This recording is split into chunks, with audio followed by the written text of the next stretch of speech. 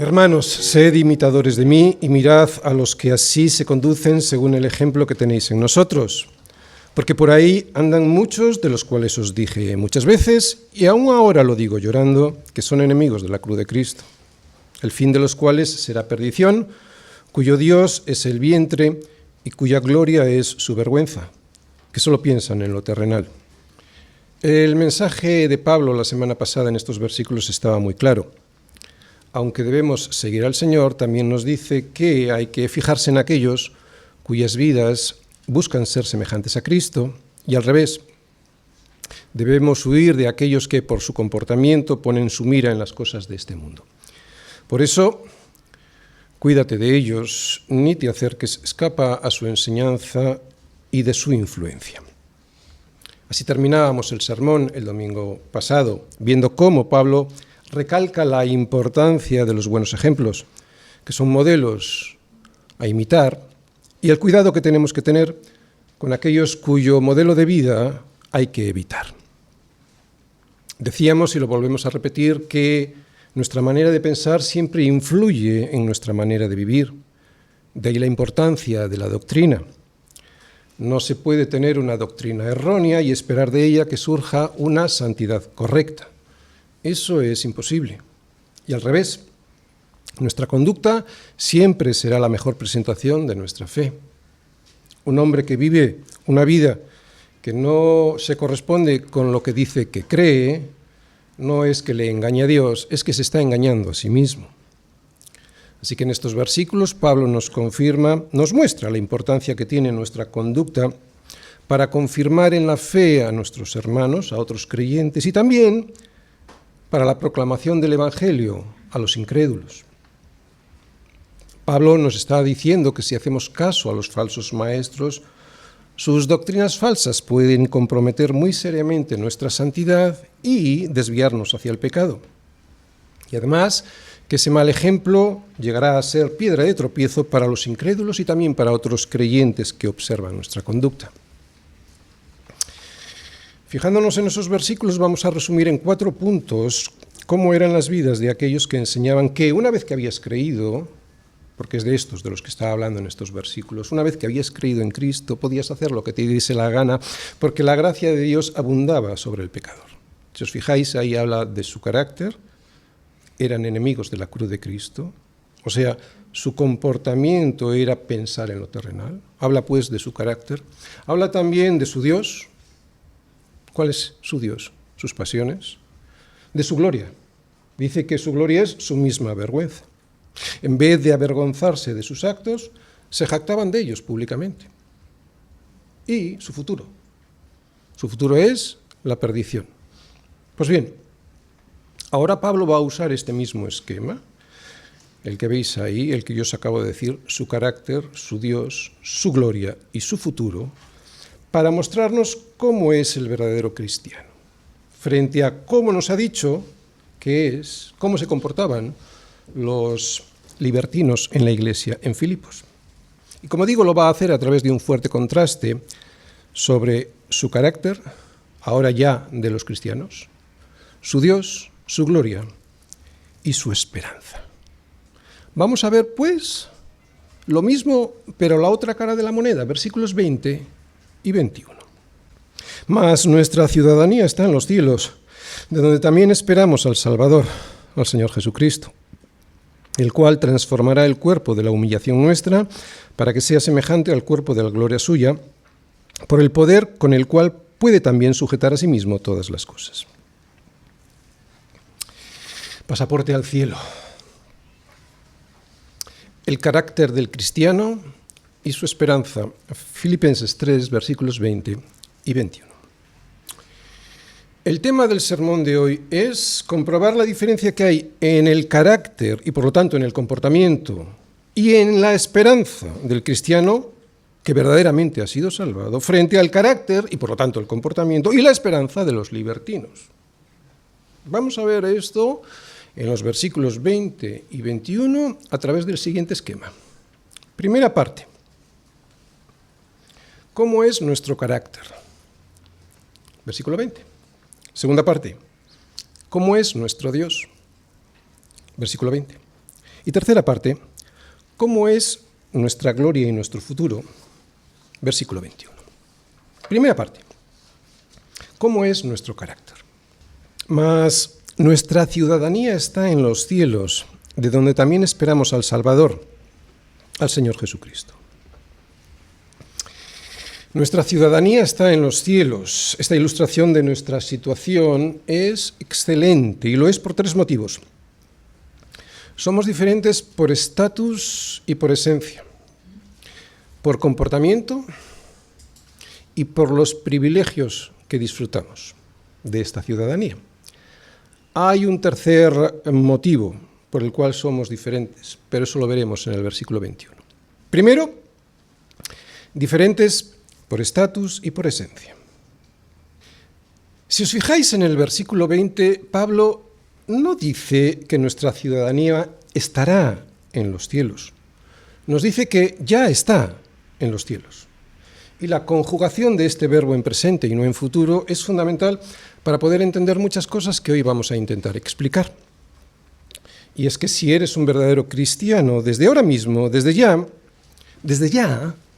eres un ciudadano de los cielos. No es que vayamos a estar en ese reino, es que ya estamos en él. Lo vamos a ver en más pasajes. Quiero que vayáis a Efesios. Efesios 2, versículos del 4 al 6. Fíjate lo que le dice Pablo a los Efesios. Efesios 2, 4 al 6.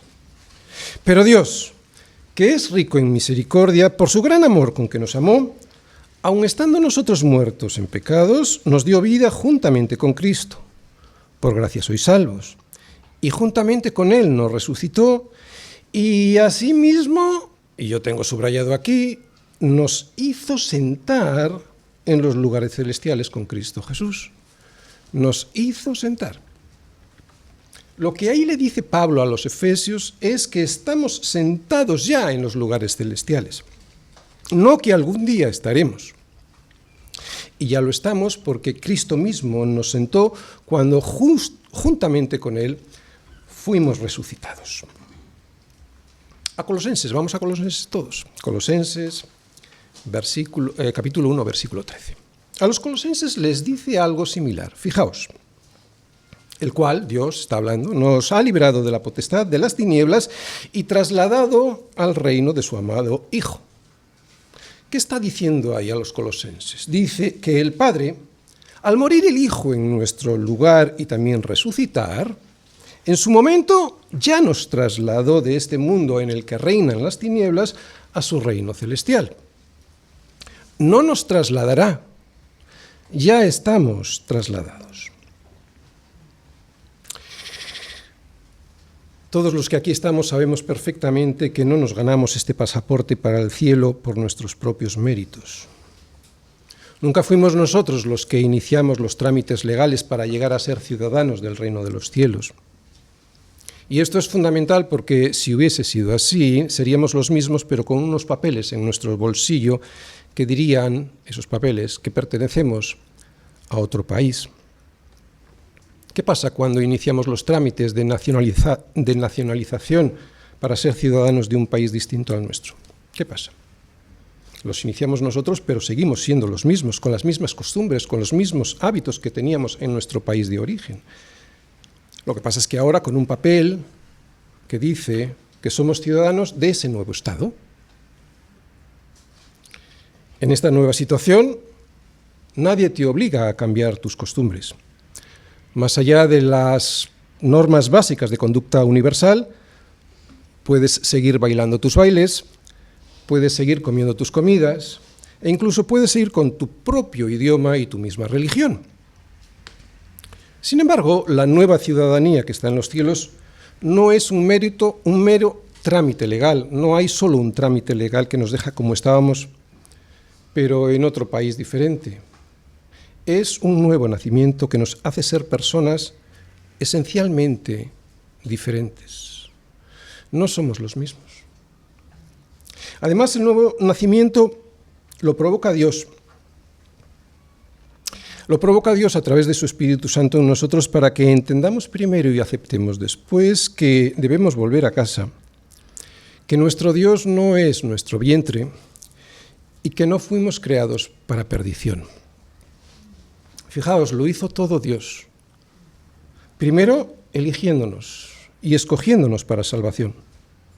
Nosotros nada sabíamos de esto ni queríamos saber. Y segundo, resulta que Él pagó todos los trámites para obtener el pasaporte al reino. No lo costeamos nosotros. Fue Cristo quien en una cruz pagó todo lo que costó nuestra redención. Así que nuestro cambio de estatus no ha sido una simple cuestión de papeleo. Nuestro cambio de ciudadanía fue debido a un nuevo nacimiento. Somos hijos de Dios y por lo tanto ya estamos en su reino por derecho de nacimiento, ¿os dais cuenta? Por derecho de sangre. La sangre de Jesucristo, nada menos. En esa cruz y en su resurrección fuimos hechos nuevas criaturas que participamos de la naturaleza de Dios. Y por eso, al ser así, esencialmente diferentes, nuestro comportamiento también lo ha de ser. No somos algo mejor que los incrédulos. No solo somos distintos superficialmente, somos esencialmente diferentes. Ya no somos los mismos que antes, y vosotros lo sabéis. Hay algo en nuestro corazón que nos dice que no. Y aunque en nuestro cuerpo carnal eso no se ve, en nuestra mente y corazón sí, porque ya estamos sentados con Él en los lugares celestiales, espiritualmente. Iremos a su presencia cuando muramos, pero espiritualmente ya estamos ahí. Pertenecemos al reino de los cielos. Por lo tanto, la situación del cristiano es, primero, diferente por su estatus. Y segundo, como acabamos de comprobar, al tener un estatus producido por un nuevo nacimiento que le hace de ser diferente en esencia, ha de ser, pues, también diferente por su comportamiento. Segundo, diferentes por comportamiento.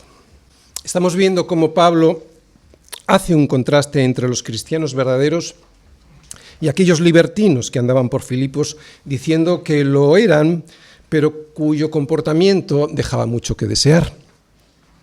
Y lo hace diciendo que nuestra ciudadanía está en los cielos. Lo que indica esta poderosa imagen es que al no ser de aquí, al ser extranjeros, al ser forasteros en un mundo al que sabemos que no pertenecemos, podemos estar tranquilos por tener un comportamiento diferente, un comportamiento propio. No te has de sorprender, es normal, has nacido de nuevo. Un comportamiento que sabemos que es muy diferente al de los habitantes de este mundo y también diferente al de aquellos a los que Pablo les llama enemigos de la cruz de Cristo.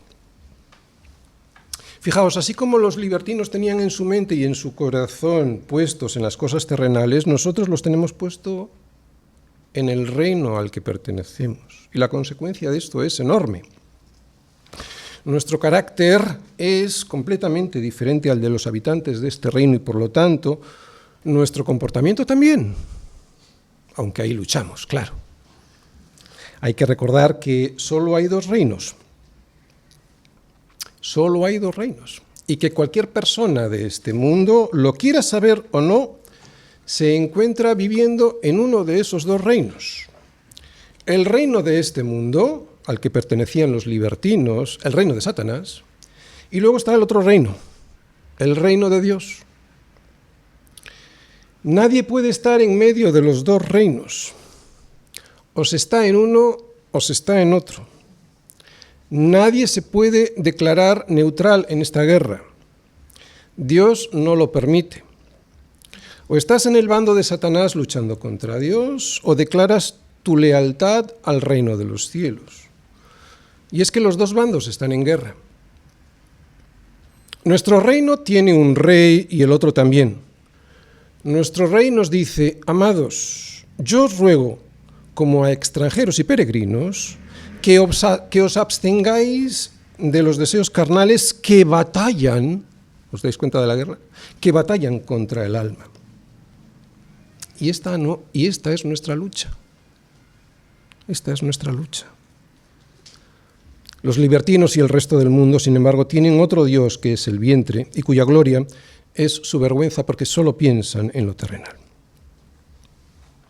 La forma de comprobar nuestra lealtad al reino de los cielos es si vivimos para nuestros instintos, para nuestros deseos y para nuestras pasiones, o si nuestra actitud está dominada por la voluntad de Dios.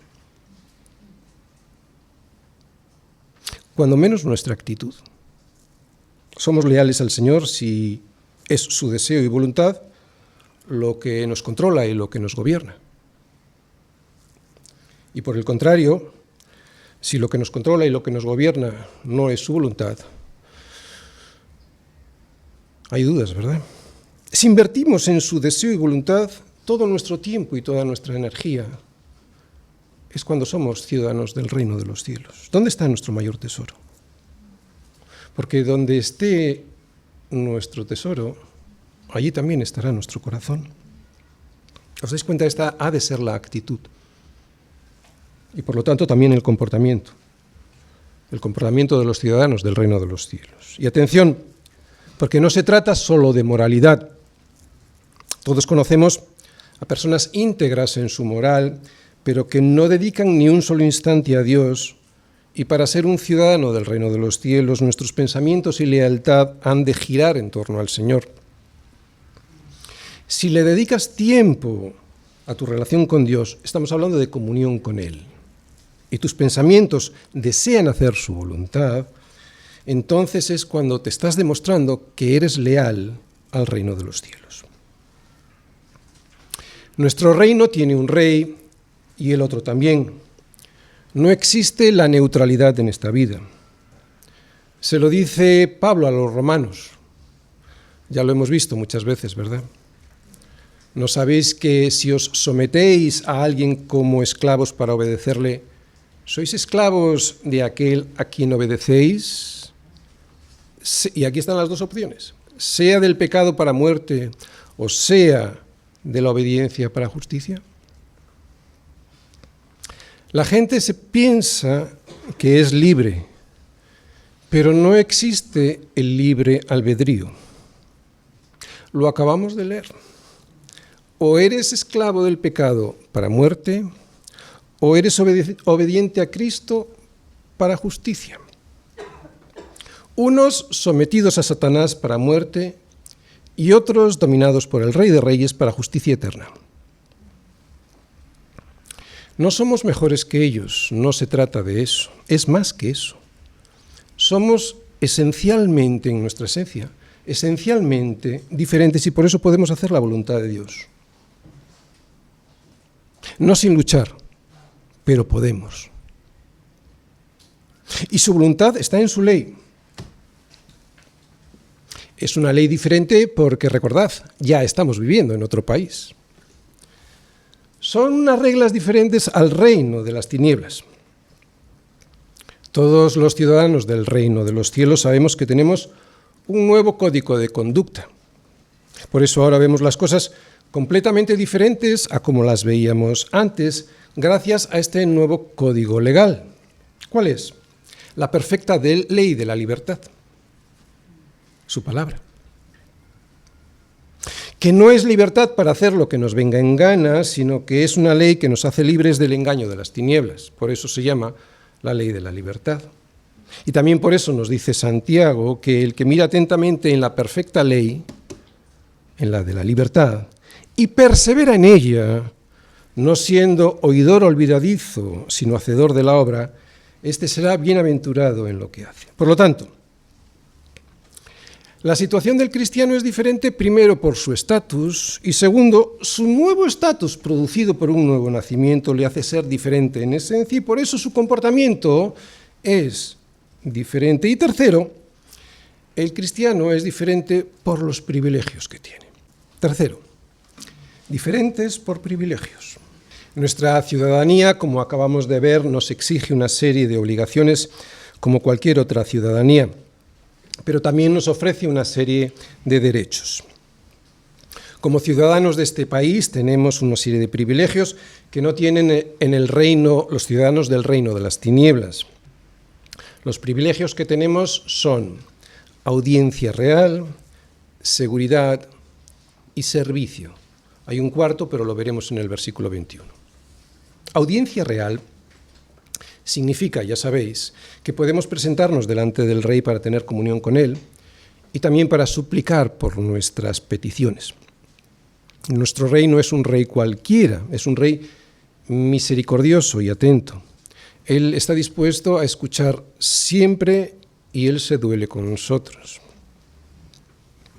Fijaos si nos escucha. El Salmo 116 es un cántico de un liberado que dice que ama a Dios porque ha inclinado su oído a él. Por tanto, dice el salmista, le invocaré todos los días de mi vida. Dios siempre inclina su oído a nosotros y además, como dice este poeta, es Él quien primero lo hace. Es por eso que el cantor le invoca todos los días. Siempre es Dios quien está primero atento para escucharnos. Nosotros le amamos a Él porque Él nos amó primero. Nosotros no tenemos ninguna capacidad para amar a Dios y tener audiencia con Él si no es Él quien primero nos ama y nos escucha. Es triste, pero es la condición del pecador. Y Él está muy interesado en escucharnos. Otro de los privilegios es el de la seguridad. Podemos estar seguros. Nada nos ocurre sin que nuestro rey lo sepa y lo permita. Pues aun nuestros cabellos están todos contados. Así que no temáis, más valéis vosotros que muchos pajarillos. Además de audiencia real y de la seguridad, tenemos el privilegio del servicio. Es un servicio militante, no es ocasional. Hoy sí, mañana no. Como ciudadanos del reino de los cielos podemos, pero sobre todo debemos, servir a nuestro rey. ¿Cómo servimos? Con obediencia y hasta la muerte. ¿Por qué? Porque nuestro servicio es un servicio militar. Por eso es hasta la muerte. ¿Cómo?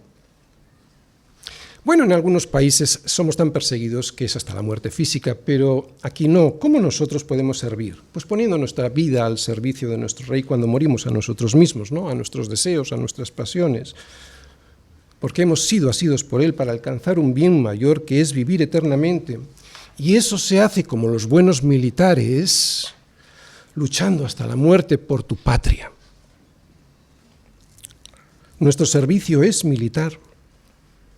Y lo es porque implica que debemos ser conscientes de los peligros de un enemigo que quiere invadirnos y derrotarnos para hacernos esclavos de la iniquidad y del pecado y de la arrogancia y de la suciedad que hay en su reino.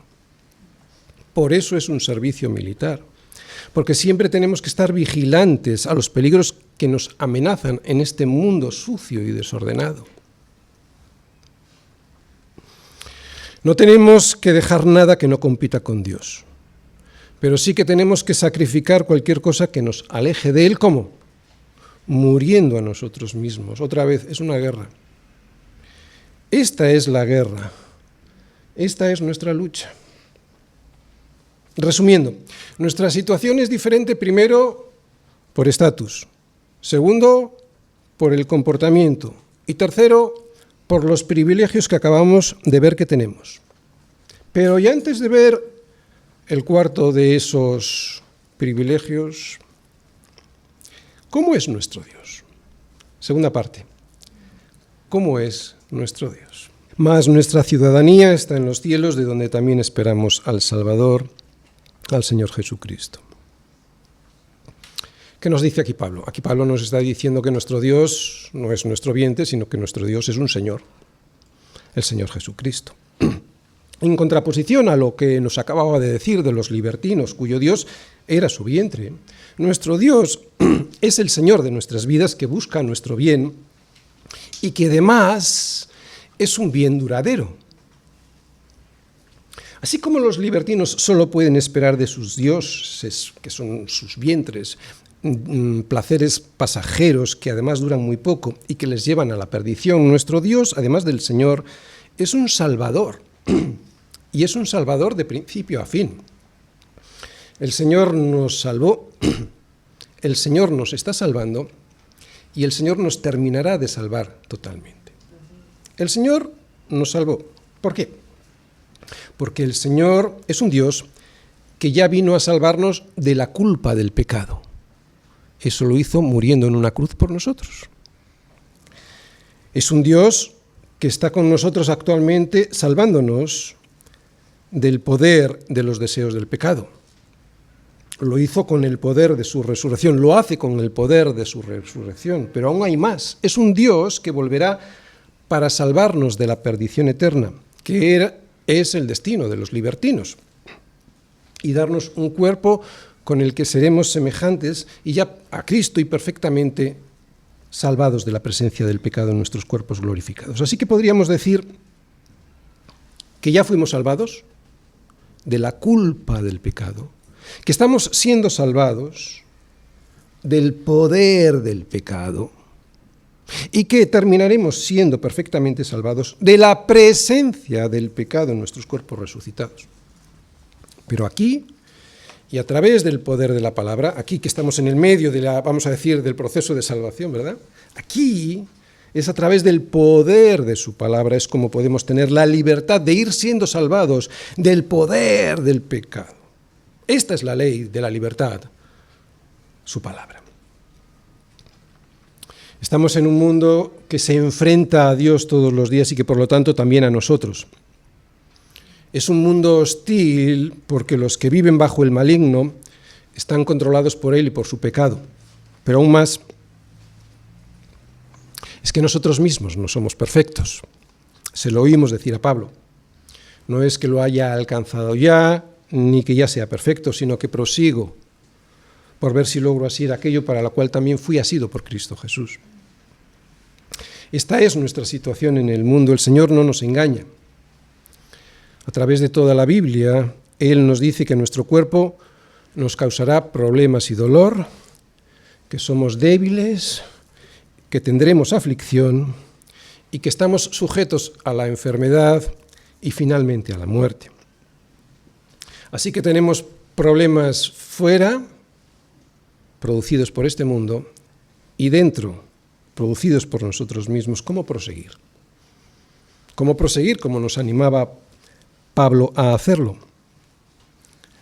Pues en el versículo siguiente, Pablo nos dice cómo hacerlo.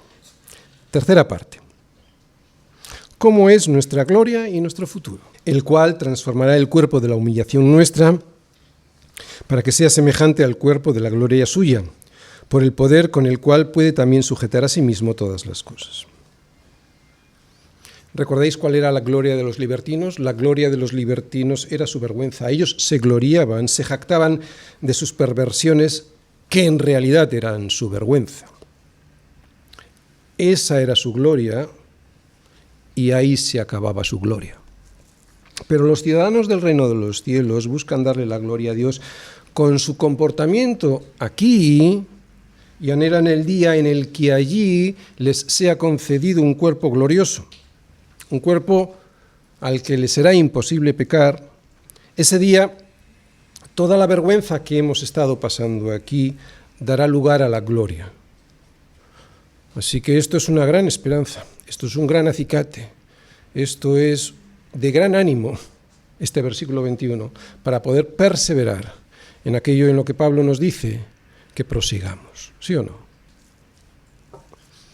Aquí la salvación que ya tenemos y que comenzó con el perdón de nuestros pecados y la posibilidad de luchar contra el poder que aún tiene el pecado, allí se verá completada con una transformación total y absoluta de nuestros cuerpos.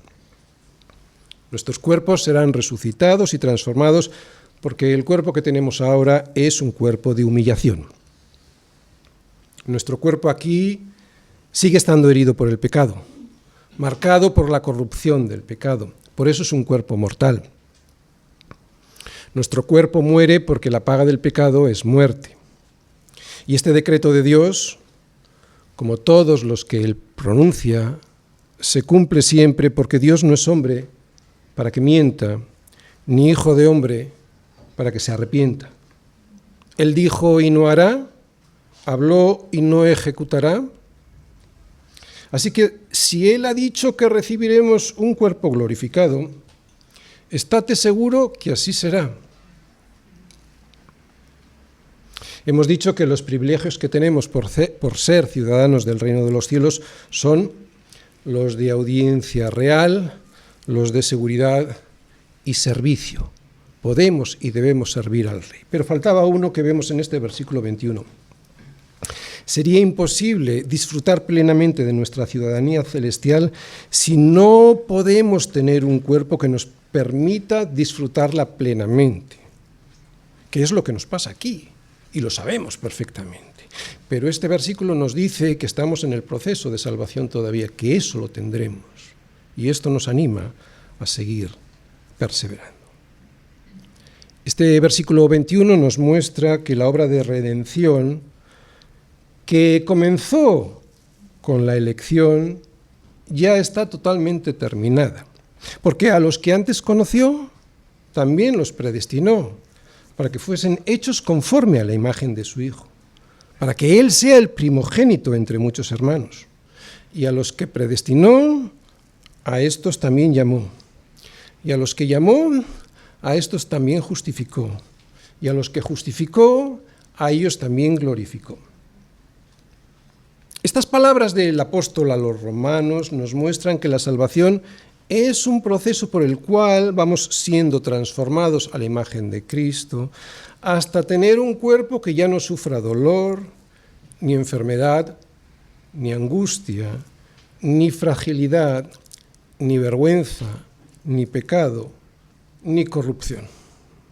Es de gran ánimo poner nuestra vista ahí. Será un cuerpo perfecto, un cuerpo inmortal.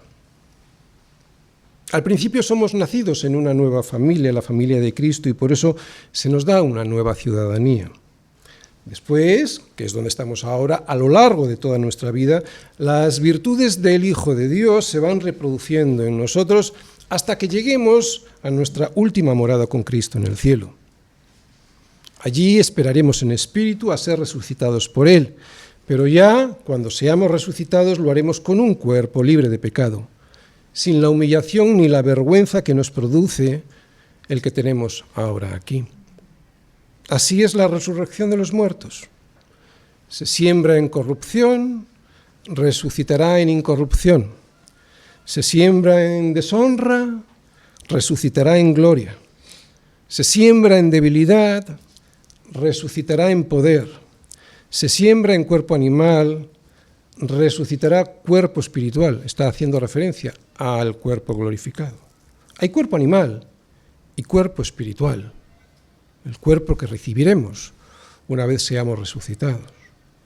Y Cristo tiene el poder para hacerlo, nos lo dice en el versículo 21, si os fijáis, la última parte del versículo 21 dice, es el poder, el que nos dará ese cuerpo resucitado, es el poder con el cual puede también sujetar a sí mismo todas las cosas.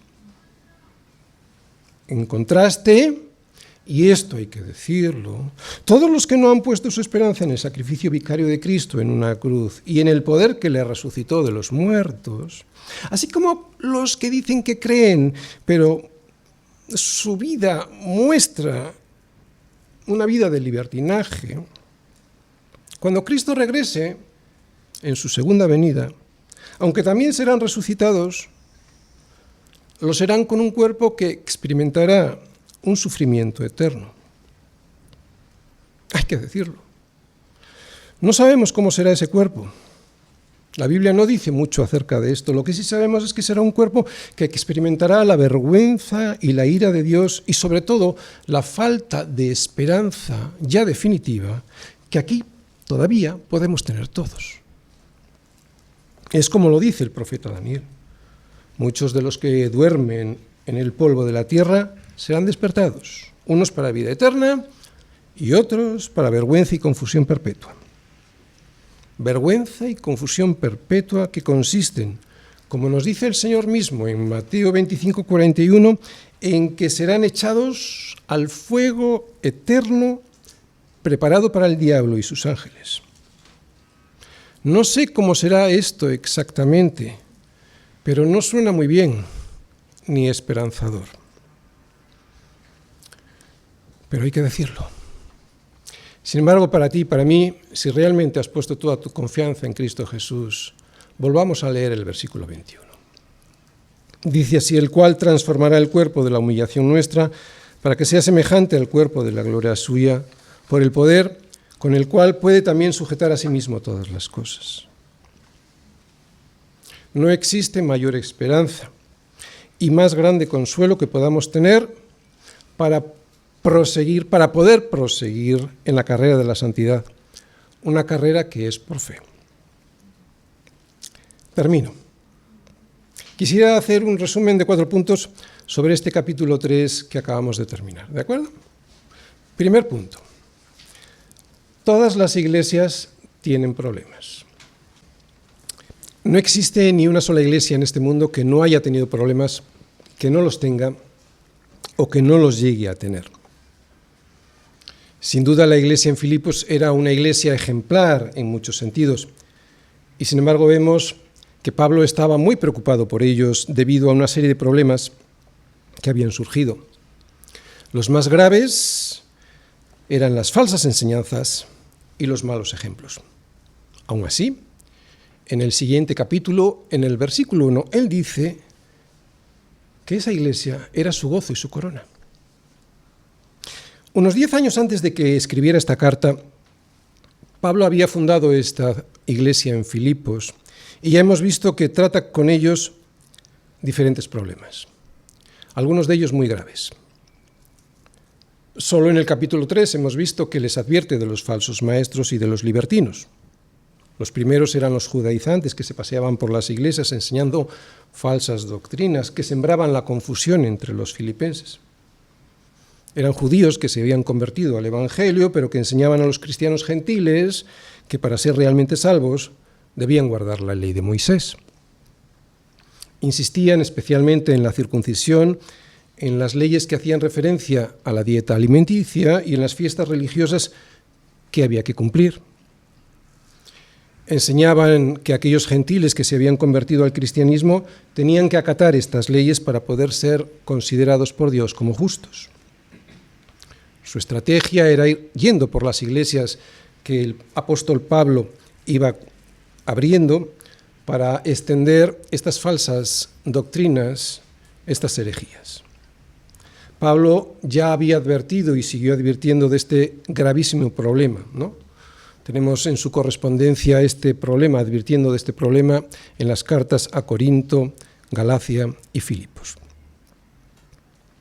Pero también había el problema contrario, los libertinos, porque con su comportamiento demostraban que tampoco habían creído de verdad en Cristo. Y su argumento, el de los libertinos, era que como Cristo les había salvado y perdonado de todos sus pecados, ahora ellos podían tener la libertad de hacer lo que bien quisieran, porque la ley se introdujo para que el pecado abundase, mas cuando el pecado abundó, sobreabundó la gracia, así que pequemos todos para que sobreabunde la gracia. Esta forma de malinterpretar la gracia de Dios para aprovecharse de ella daba como resultado un ejemplo de comportamiento que Pablo calificó como vergonzoso. Solo pensaban en lo terrenal para satisfacer sus placeres carnales, y lo que es peor, jactándose además de ello. ¿Te imaginas tener en la iglesia a personas así, que se jactan de pecados horrendos? ¿Qué enseñanzas podemos extraer de aquí? Básicamente 2. Primera, que hay que tener mucho cuidado con los falsos maestros y con los que se burlan del sacrificio de Cristo, ofendiéndole con su comportamiento obsceno, comportamiento del cual también se jactan. Y segundo, que es muy ingenuo esperar de la Iglesia en este mundo un comportamiento absolutamente perfecto. Es muy triste, pero es que es nuestra condición como pecadores. Perdonados, sí, y con poder para luchar contra el pecado también. Pero es poco realista esperar una iglesia sin problemas, porque todos ofendemos muchas veces, y si alguno no ofende en palabra, este es varón perfecto. Pablo no se consideraba un varón perfecto, aunque proseguía por ver si alcanzaba una mayor santidad, que es el proceso en el cual estamos todos. Por eso, si alguien cree que encontrará una iglesia sin problemas para congregarse en ella, que se quede en casa, que ni lo intente, porque no la va a encontrar. Además, es que él mismo es uno de esos pecadores que va a ofender y que lo hará muchas veces. Solo cuando el cuerpo de la humillación nuestra se ha transformado a la semejanza de la gloria de Cristo, podremos disfrutar de una iglesia perfecta.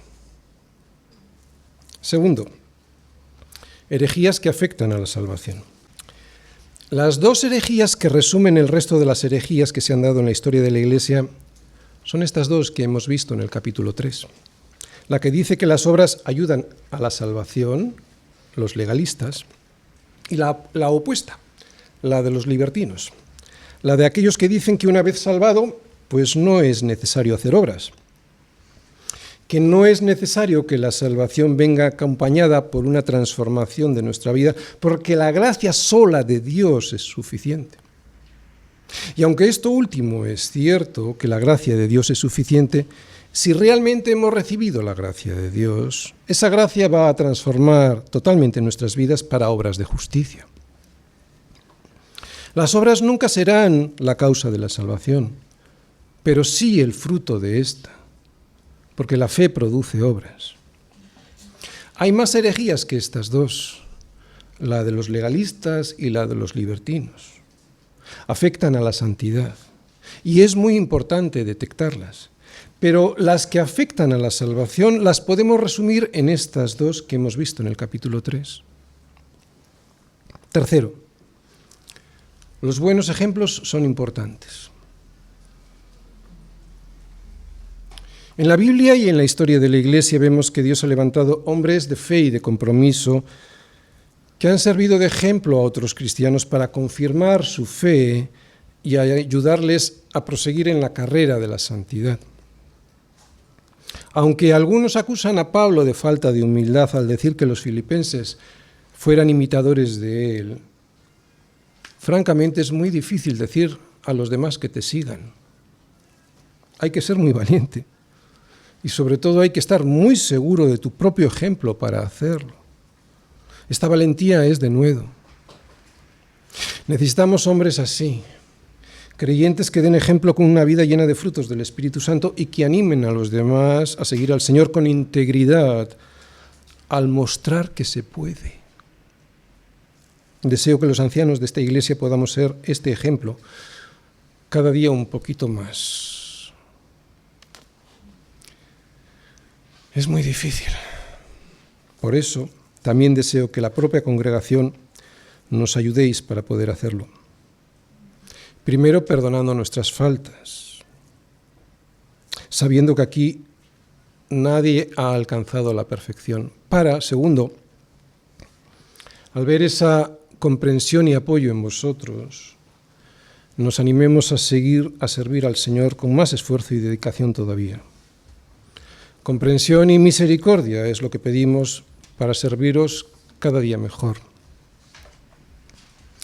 Sabemos que el mejor y mayor ejemplo es nuestro Señor Jesucristo, pero también Dios ha puesto a hombres y mujeres a nuestro lado como ejemplos para que nos ilustren cómo correr la carrera de la fe. Pablo dice que podemos fijarnos en ellos, aunque cuidado a quien elegimos para seguir a Jesús, porque, claro, hay por ahí algunos que dejan mucho que desear. Pero sin duda Dios ha puesto a pastores y maestros como ejemplo, y no solo para guiarnos y enseñarnos por el camino angosto, sino que también son buenos ejemplos que tienen el fin de perfeccionar a los santos para la obra del ministerio, para la edificación del cuerpo de Cristo. Qué difícil. Es muy fácil estar aquí enseñando. pero es muy difícil ser ejemplo. Cuarto, nuestra esperanza es el regreso del Señor Jesús. Lo que se nos dice en el versículo 21, que el Señor transformará el cuerpo de la humillación nuestra para que sea semejante al cuerpo de la gloria suya, es lo que hace la gran diferencia en nuestro estado de ánimo. Es lo que hace la gran diferencia en esta ciudad o en esta vida llena de aflicción.